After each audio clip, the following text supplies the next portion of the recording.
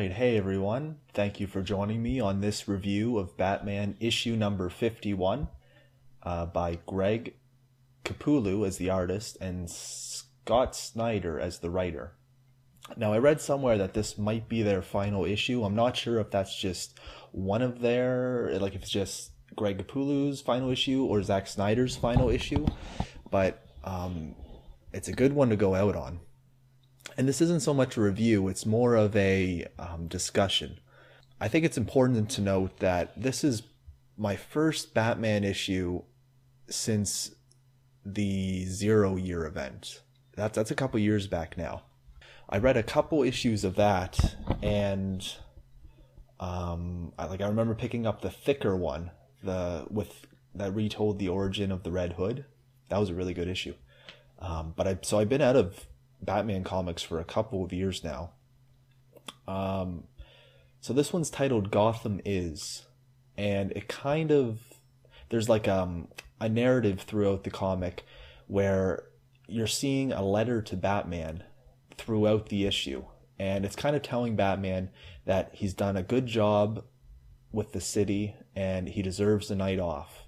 And there's probably going to be some minor spoilers, but there's not too much to spoil with this issue. It's kind of just an in-between issue. Like it's the type of issue that you have before some other big event happens.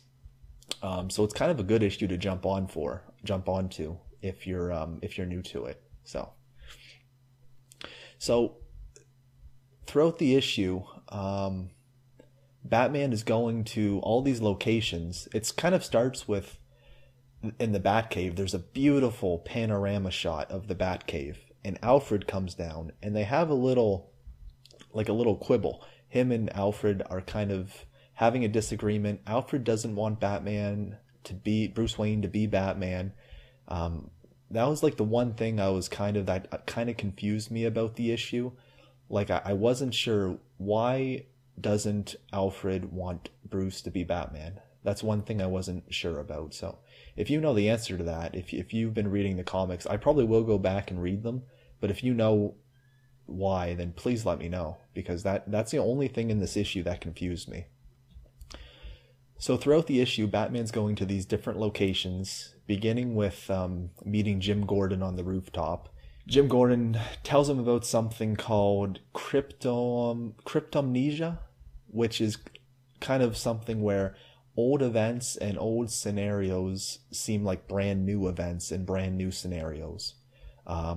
What's old is new again, and it apparently keeps you alert and makes things seem fresh, and that's like a reoccurring theme throughout the issue. Right after that rooftop meeting, Batman goes to Arkham Asylum, and he's faced with a bunch of the Arkham inmates, and it's very reminiscent of the very first issue of Batman. So you're thinking, oh, he's gonna get his fight on here, but then they go to attack him, and they run into a force field, and he's really not needed. That force field, they're not getting by it. It's a new Arkham technology, and he's not needed. There's a scene underneath the sewer system of Gotham where we see the last remnants of the Court of Owls, and you're kind of thinking at this time, oh, this is the start of something big. These remaining court members, they're talking about this thing called the Strigadah and an event called the Mantling. So they're talking about these things, and you're thinking, this is where it's going to start to kick off. This is where the issue's going. But then someone working for Alfred takes them out and stops it, and once again, Batman's not needed. And then there's a few other little events where Batman shows up, but he's not needed. And pretty much this issue is just Batman deserving a night off. He's earned a night off, which is cool. It's a cool idea. And with the letter throughout the issue kind of restating that, it really works. It really works. Oh, and there's some really beautiful shots of Batman. I love his costume. I don't know if it's new. I don't know how long he's had it. If you know, please let me know in the comments. But it's great. It's great with the gold around the emblem and the purple underneath the cape. Kind of Cassandra Cain-ish when she was Batgirl. I like it. And I like the Batmobile with its ability to go into camouflage. Like, that's awesome.